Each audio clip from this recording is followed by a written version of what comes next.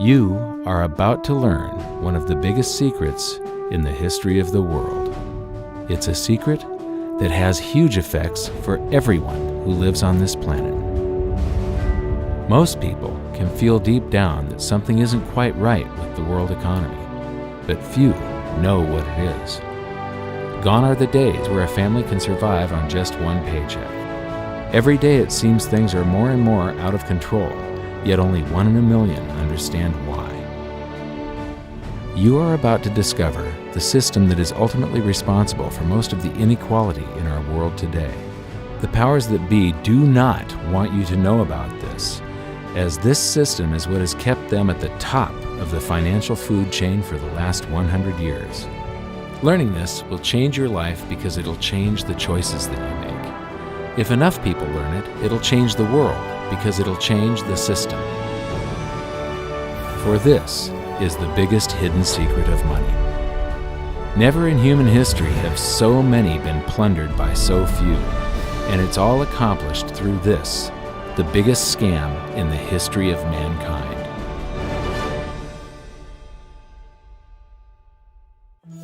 They say that money doesn't grow on trees, but the truth is that the modern banking system creates currency far faster than trees can grow. Most people don't have a clue how currency is created.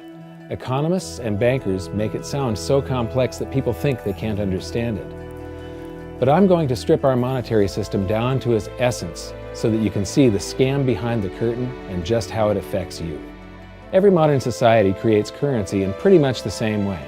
But since the US dollar is the majority of the world's currency, I'm going to use the United States as our example. It all starts when some politician says, "Vote for me and I'll make sure the government provides you more free stuff than my opponent will." But there's no such thing as a free lunch. So to provide that supposedly free stuff, the politicians vote for the country to spend more than its income. This is called deficit spending. To pay for that deficit spending, the Treasury borrows currency by issuing a bond. So what's a bond? If you think about it, a bond is really nothing but a glorified IOU. It's a pretty piece of paper with numbers printed on it that says, "Loan me $1 trillion today, and I promise over a 10-year period I'm going to pay you back that $1 trillion plus interest." But what you need to understand is that Treasury bonds are our national debt.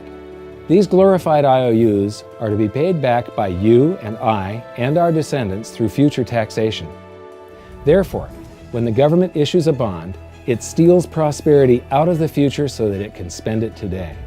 The Treasury then holds a bond auction, and the world's largest banks show up and compete to buy part of our national debt and make a profit on it by earning interest. You'll notice that as we move through this process, the big banks are there, taking a cut every step of the way. This isn't by chance, as you'll see shortly. Then, through a shell game called open market operations, the banks get to sell some of those bonds to the Federal Reserve at a profit. To pay for the bonds, the Federal Reserve opens up its big old checkbook and writes bad, bogus, counterfeit checks that should bounce because they're drawn on an account that always has a zero balance. There isn't 1 penny in there. To quote from the Boston Federal Reserve, "When you or I write a check, there must be sufficient funds in our account to cover that check. But when the Federal Reserve writes a check, there is no bank deposit on which that check is drawn. When the Federal Reserve writes a check, it is creating money." The Fed then hands those checks to the banks, and at this point, currency springs into existence. The banks then take that currency and buy more bonds at the next Treasury auction. But what is a check? A check is also an IOU. When you write a check, you're making a note that says, "Here's my IOU for cash. All you have to do is go to the bank and pick it up." Now, it's very, very important that you understand this process because we're going to come back later and show you the devastating effect this has on you. The Treasury issues IOUs, bonds. The banks then buy those IOUs with currency. The Federal Reserve then writes IOUs, checks, and hands them to the banks in exchange for the Treasury's IOUs, the bonds. And currency is created. So what's really happening is the Federal Reserve and the Treasury are just swapping IOUs, using the banks as middlemen, and abracadabra, presto, currency magically springs into existence. This process repeats and repeats over and over again, enriching the banks and indebting the public by raising the national debt. The end result is that there's a buildup of bonds at the Federal Reserve, and currency at the Treasury. This process is also where all paper currency comes from. The Federal Reserve and the government mistakenly call it base money because they didn't watch episode 1 of this series and they don't know the difference between money and currency. But I will correctly refer to it as base currency because it is not money. It is currency, and as we've learned, there is a big difference. Money has to be a store of value and maintain its purchasing power over long periods of time. We learned in episode 1 that earlier in our history, our paper currency was just a claim check. It was a representation for real money of intrinsic value, the gold and silver that was held on deposit at the Treasury. You could walk into any bank and slap your currency, like say a $20 bill, on the counter and redeem it for real money, a $20 gold piece. But now, this base currency that's piling up back here is really nothing but a receipt or a claim check on an IOU, that bond. So it's really nothing but a supply of numbers. The Treasury then deposits the newly created currency into the various branches of the government, and the politicians say, "Hey, thanks for that." And the government does some deficit spending on public works, social programs, and war. The government employees, contractors, and soldiers then deposit their pay in the banks. Now, this may come as a shock to you, but when you deposit your currency with the bank, you're not actually depositing it into an account to be safely held in trust for you. Instead, you're actually loaning the bank your currency, and within certain legal limits, they can do with it pretty much anything they please. This includes gambling in the stock market and loaning it out, at a profit, of course. Now this is where the machine of currency creation really gets cranking, because this is where something called fractional reserve lending comes into play. Fractional reserve lending is exactly what it says. The banks are allowed to reserve only a fraction of your deposit and loan the rest out. Although reserve ratios may vary, I'm going to use a 10% reserve ratio as our example. If you deposit $100 in your account, the bank can legally take $90 of it and loan it out without telling you. The bank must hold $10 of your deposit in reserve just in case you want some of it. These reserves are called vault cash. But why does your bank account still say you have $100 if the bank has stolen $90 of it? Because the bank left IOUs it created, called bank credit, in its place. Now I know this sounds crazy, but here it is in black and white from the Fed. Commercial banks create checkbook money when they grant a loan simply by adding new deposit dollars in accounts on their books in exchange for a borrower's IOU. These are nothing but numbers that the banks type into their computers. And even though these bank credit IOU numbers are very different from base currency numbers, because they only exist in computers, they are still currency. So now there is $190 in existence. Now, the reason people take out loans from the banks is to buy something. They're going to buy a house or a car or something like that. So the borrower takes the $90 that the bank loaned to him from your account, and he pays the seller of the item. But then the seller deposits that currency into his account, and his bank loans out 90% of that and leaves bank credit numbers in its place. So now there's $271 in existence. This process repeats and repeats until under a 10% reserve ratio, an initial deposit of just $100 can create up to $1,000 of bank credit, all backed by $100 of vault cash, just 10%. But as I said, reserve ratios vary wildly. On some deposits, it's 10%, on others, it's 3%, and on some forms of deposits, reserve requirements are 0. The result is that the expansion of the currency supply by the banks is far greater than even this example would lead you to believe. So once again, when currency is deposited in the banks get to lend it out, and then it gets redeposited and relent, redeposited and relent, redeposited and relent over and over again, creating bank credit all the way. This is where the vast majority of our currency supply comes from. In fact, 92 to 96% of all currency in existence is created not by the government, but here in the banking system. Now, massive amounts of currency spewing into society may at first sound like a fun idea. That is, until you remember one of the most important hidden secrets of money from episode 1, that the prices of everyday goods and services act as a sponge on an expanding currency supply. The more currency we have, the more prices rise. This is where inflation comes from. The true definition of inflation is an expansion of the currency supply. Rising prices are merely the symptom. So our entire currency supply is nothing but a couple of bucks whipped up in this hocus-pocus scam where the Treasury and the Federal Reserve swap glorified IOUs, and a bunch of numbers that the banks just type into their computers. That's it. That's our entire currency supply. It's nothing but a supply of numbers. Some of them printed, most of them typed, and there is nothing else. But if you thought that was crazy, get ready to enter the twilight zone of modern economics. We work for some of that currency supply. True wealth is your time, but we trade away moments of our lives, hour by hour, day by day, and year by year, for numbers that somebody printed on pieces of paper or just typed into a computer. Now those numbers represent our blood, sweat, tears, labor, ideas, and talent. We are what gives the currency its value. But here comes the really cruel joke. We work hard so that we can save some of that currency, so that we can pay the tax collector. In the United States, it's known as the IRS. They then turn it over to the Treasury so that the Treasury can pay the principal plus interest on that bond that the Federal Reserve bought with a check drawn on an account that has nothing in it. Now let's do a recap on this section, because this is where the system begins to rob you and I on a massive scale. Much of our taxes are not used for schools, roads, and public services, but to pay interest on bonds that the Federal Reserve bought with a check drawn on an account that has nothing in it. The Federal Reserve is committing fraud. But here's one of the biggest secrets of them all. Before the establishment of the Federal Reserve, there was no need for personal income tax.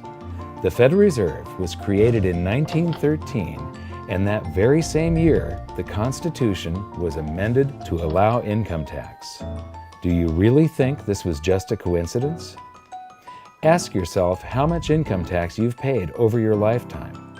Much of it has been silently siphoned away into the hands of those who own the system.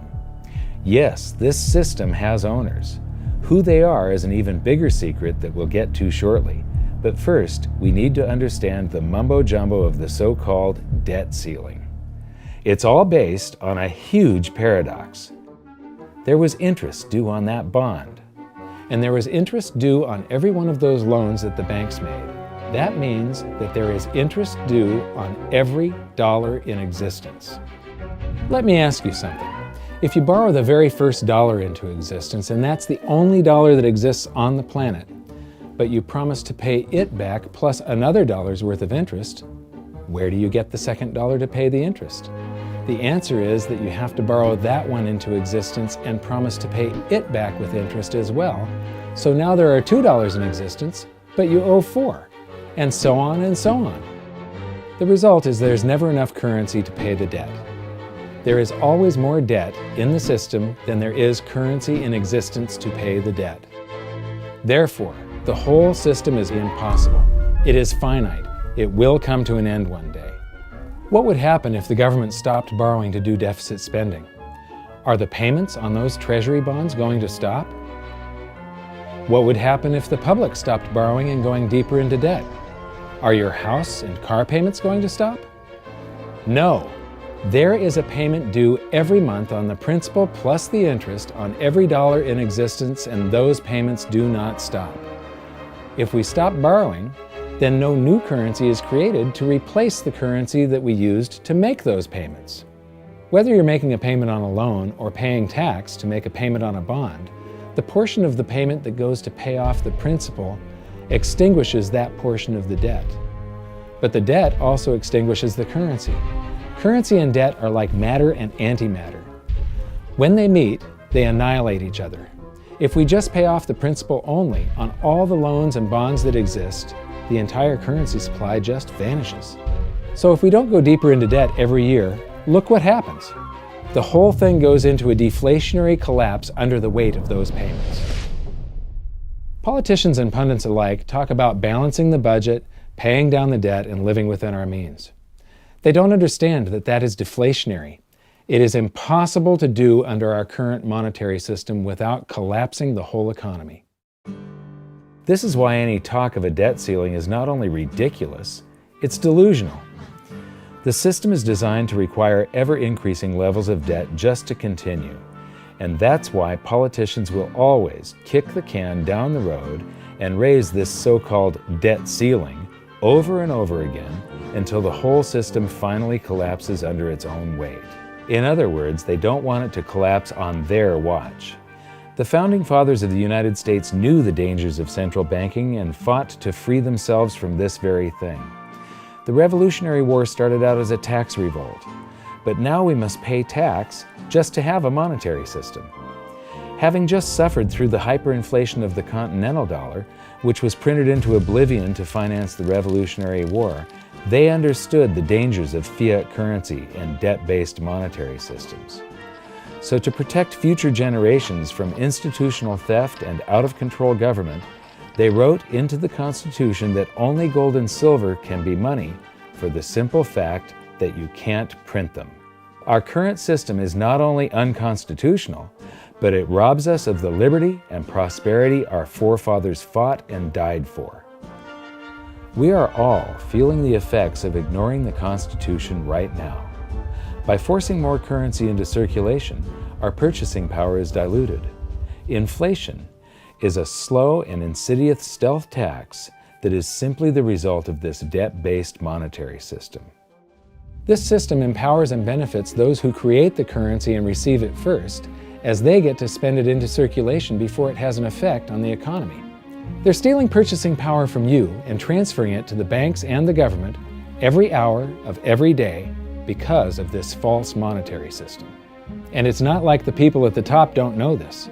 To quote the Federal Reserve, the decrease in purchasing power incurred by the holders of money due to inflation imparts gains to the issuers of money. This is a fraud. It is a pyramid scheme, it is a Ponzi scheme, it's a scam, and it's a lie. Our entire monetary system is nothing but a form of legalized theft. But here's the biggest con job of them all. The Federal Reserve is not federal, it has stockholders. There is no federal agency that has stockholders. What's a stockholder?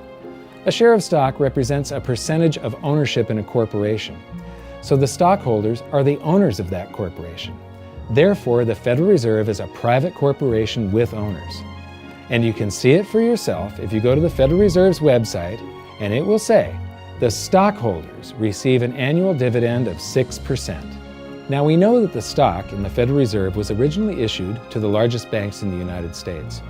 But because of mergers and acquisitions through the years, you can't actually trace who owns the stock in the Federal Reserve. That's a very closely guarded secret. My guess would be that the owners are those primary dealers, the banks that get to make a profit by selling part of our national debt, those bonds, to the Federal Reserve, who buys them with a check from nothing. Then we pay tax to pay the principal and the interest on those bonds so that the Federal Reserve can pay the banks a 6% dividend. Don't be alarmed if you don't quite comprehend the deception of this system at first glance. Very few people do. It is purposely complex. The economist John Maynard Keynes once wrote, "By this means, government may secretly and unobserved confiscate the wealth of the people, and not one man in a million will detect the theft." I believe that presented correctly, anyone can understand this system, regardless of how complex it is. So let's do a recap and break it down even more. The way the system works is that, step 1, the government creates glorified IOUs. These bonds increase our national debt and put the public on the hook to pay it back. Step 2, IOUs are swapped to create currency. The Treasury sells the bonds to the banks. The banks then turn around and sell our national debt at a profit to the Federal Reserve, which they probably own. The Federal Reserve then opens its checkbook that doesn't have a penny in it and buys those IOUs with IOUs that it writes, checks, on a checking account that has a zero balance.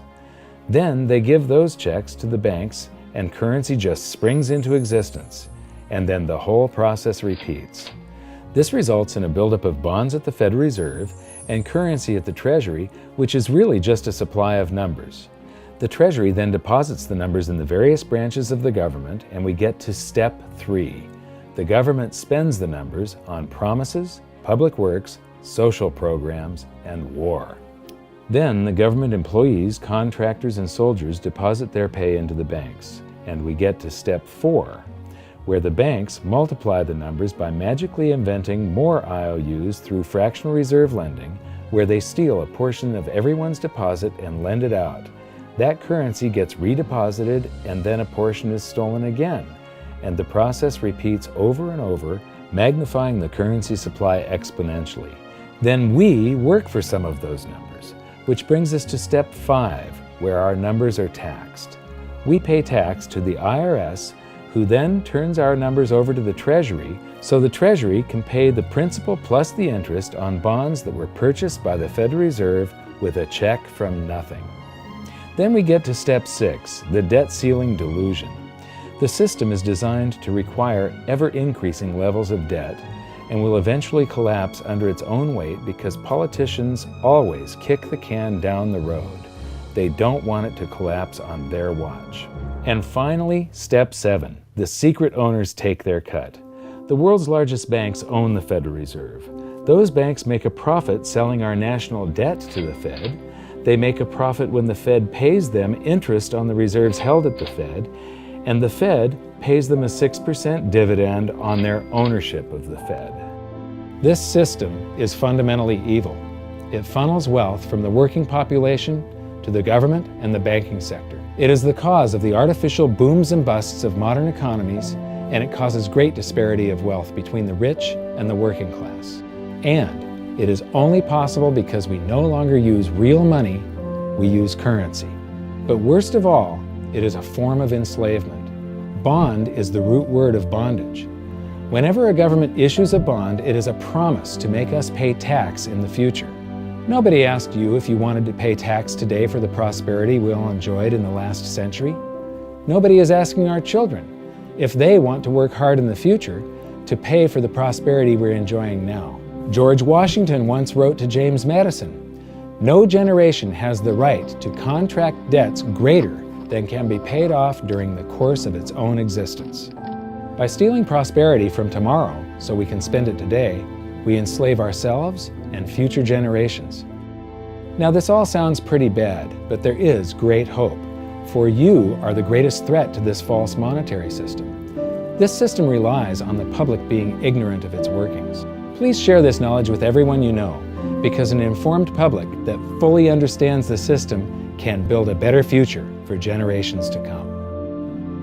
And now I leave you with this quote, widely attributed to a former director of the Bank of England. The modern banking system manufactures money out of nothing. The process is perhaps the most astounding piece of sleight of hand that was ever invented. Banking was conceived in inequity and born in sin. Bankers own the earth. Take it away from them, but leave them the power to create money and control credit, and with the flick of a pen, they will create enough money to buy it back again.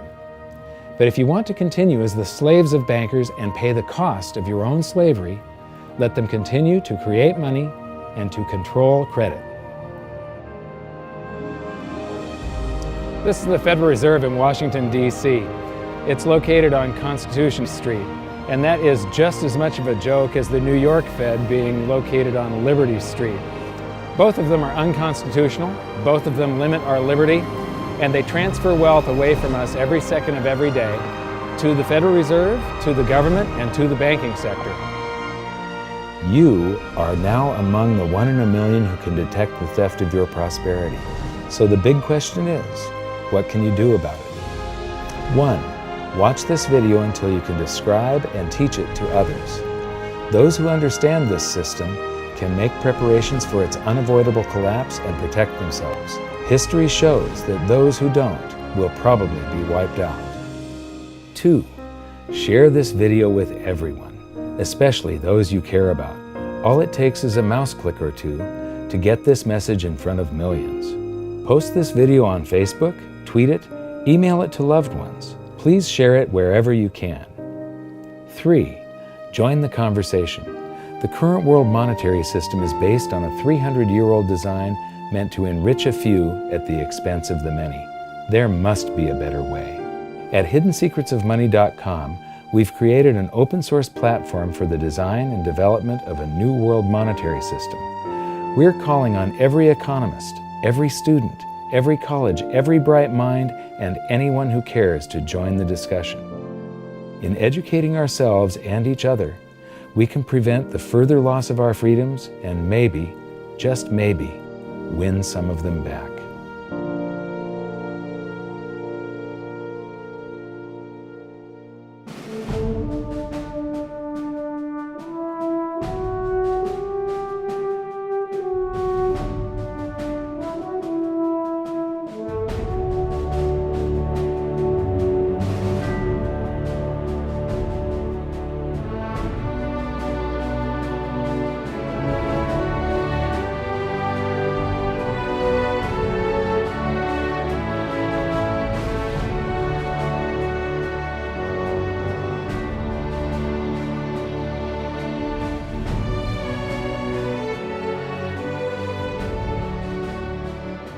I think your episode 4 is very beneficial, very helpful. It's going to introduce these ideas to a lot of people, and like I've just been talking about, we have to change people's mind, and the more they understand it, the better. And I think we're at this point now where more people in the last several years, 4 or 5 years, have thought about the Fed than they ever have in the previous 95 years. So I think an explanation and diagrams to show it is very helpful, because quite frankly, they're not going to get it in their grade school, they're not going to get it in their high schools, they're not going to get it in college unless they're in a very rare circumstance to understand how this works. You know, for years before I got involved in really studying gold and some of the things I write and talk about today, I was a monetary economist for decades. You know, in your video, you talk about the primary dealers. I was chief counsel and chief credit officer, one of the largest primary dealers for 10 years. So I had an inside seat on the Treasury market and have the privilege of working with several former vice chairman of the Board of Governors, Manley Johnson and David Mullins, going back to the 80s and 90s. So I'm very immersed in what you were talking about. And I thought it was extremely accurate, extremely clear. I didn't think you were stretching on any points. It was really like something out of a PhD course, except that it was very easy to understand. I think it's accessible. I think we're seeing a little bit of a revolution in communications in the following sense. You know, as you point out, the Fed was created in 1913. Well, in 1913, there was no web, there was no YouTube, no Twitter. There was really no one to kind of stand up and oppose the Fed or call them out, if you will, or really get into a discussion that everyday Americans could follow. That's not true now with social media and everything else. You can reach out to millions and tens of millions of people and tell them what's going on. I think you've done that. You've done it successfully. I applaud it. I think this is a great video. I look forward to seeing it again. I know millions of people will enjoy it. Well, as we know, the Federal Reserve believes it can create money out of thin air, not realize money is supposed to represent real products and services. And what people don't realize is when the Fed does that, in effect, as Keynes pointed out, it's a form of taxation. It's a form of confiscation. And because people don't see it, the politicos get away with it, but it also undermines social trust. It just is corrosive throughout society. We're going to have a lot of turmoil in the coming years, but it's going to be the kind of turmoil that leads to positive things. So don't despair. Get out there and fight, because the tide is going to turn. This is going to be the status last stand. Thank you. This episode of Mike Maloney's Hidden Secrets of Money was brought to you by GoldSilver.com and the new Silver Pegasus Round. To learn how to protect your family and turn the coming economic storms into opportunity, visit GoldSilver.com.